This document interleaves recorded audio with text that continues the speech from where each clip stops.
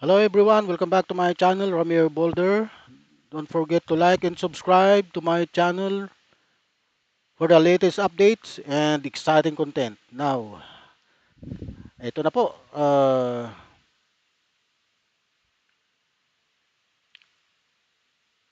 JBC, breaking news. JBC, Judicial and Bar Council submit short list for next ombudsman to President Marcos. Ito na po, yung sinasabi ni Jaime Marcos, kaya lang mali po yung sinasabi niya, fake. Sabi niya, ngayon daw, may i-appoint na si Boying Rimulya, hindi pa pala. Ngayon pa lang po, nag-submit ng shortlist ang JBC kay Pangulong BBM. Ang mga kasama po sa shortlist ay pito. Si Michael Aguinaldo, Stephen Cruz, Samuel Gairlan, Annalisa Logan, Mario Lopez, Michael Frederick Musngi, Crispin Rimulya ang pinakahuli. Ito ang mga kinakatakutan ng mga DDS na maging ombudsman. Jesus Crispin Rimulya. Ito na. The Judicial and Bar Council, JBC, has submitted to President Ferdinand Bongbong Marcos Jr. its short list of nominees for the next ombudsman following the retirement of Samuel Martires last July 27.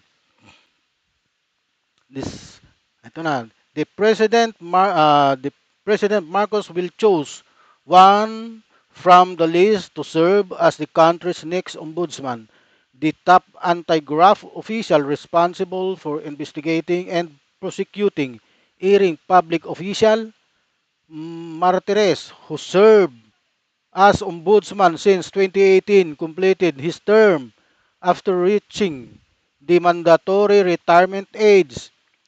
Appointment of his successor is expected to have a significant impact on the nation anti-corruption effort. Ayan po, breaking news. Ha? Usapan, Judicial and Bar Council submits nominees for Ombudsman Rimulya included. Ayan po, ano? Ang shortlist, kasama po si Buying Rimulya. Ayan.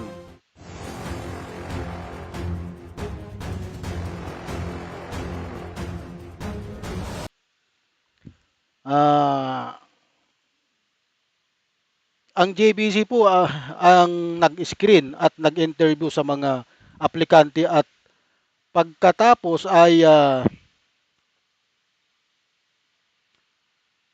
nag-submit ng shortlist ng mga kwalipikadong kandidato kay Pangulong Ferdinand Marcos Jr. para sa pagpili ng susunod ng ombudsman.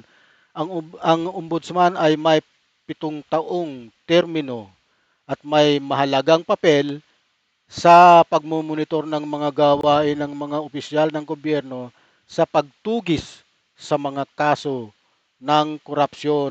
Ayan na po.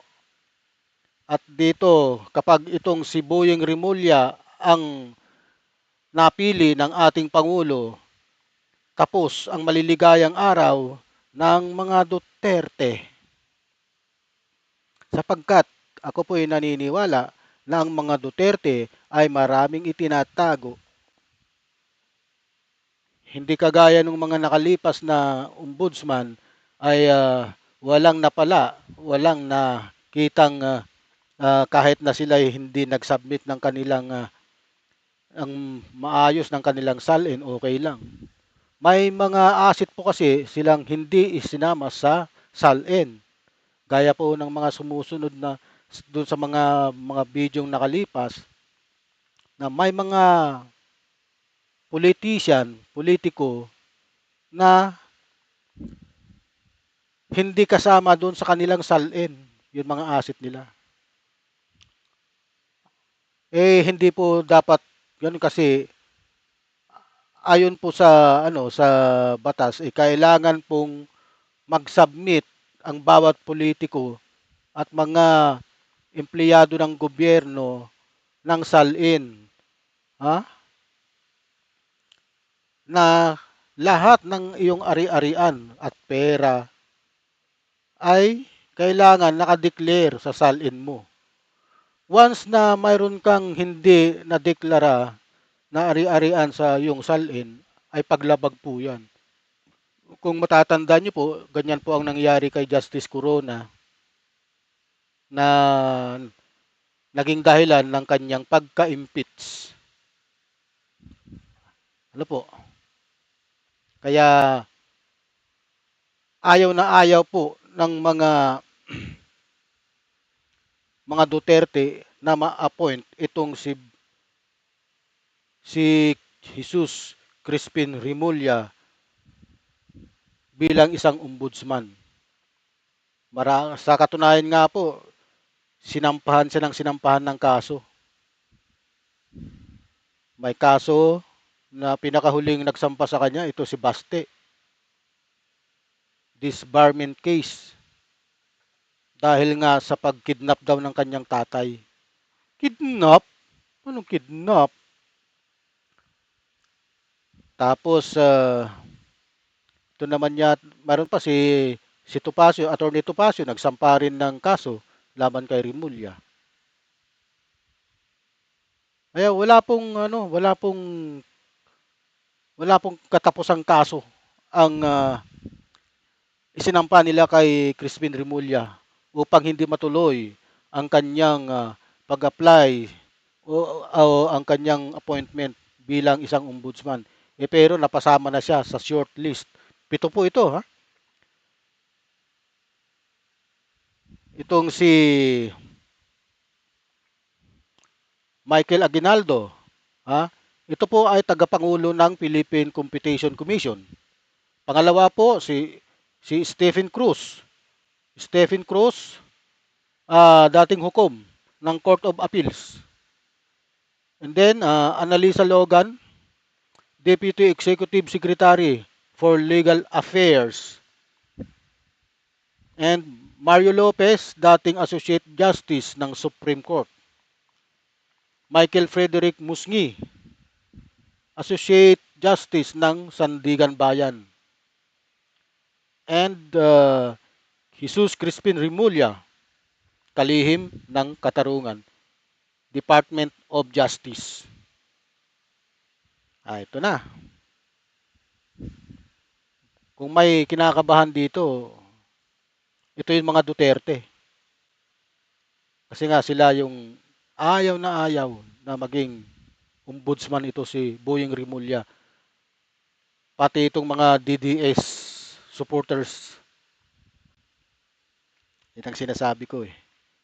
Okay lang may kinakampihan ka, kaya lang pag panatiko ka, ay talagang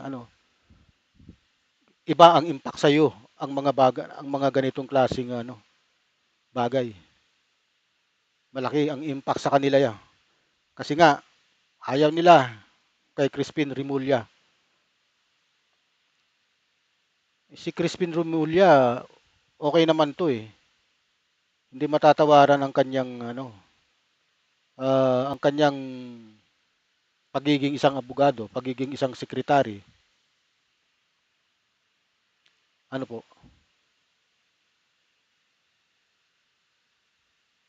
Ayan.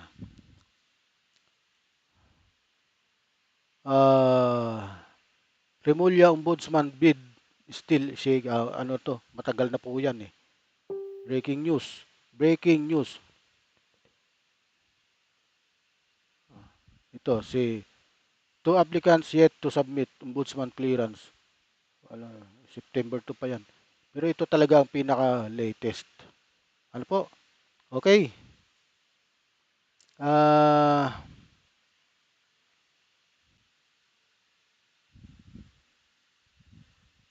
Ano po ang inyong opinion sa mga bagay na to? Huwag niyo pong kalimutang like and subscribe sa aking channel, Ramir Boulder, for the latest updates and exciting content. Marami pong salamat at magandang hapon po sa inyong lahat. Bye-bye.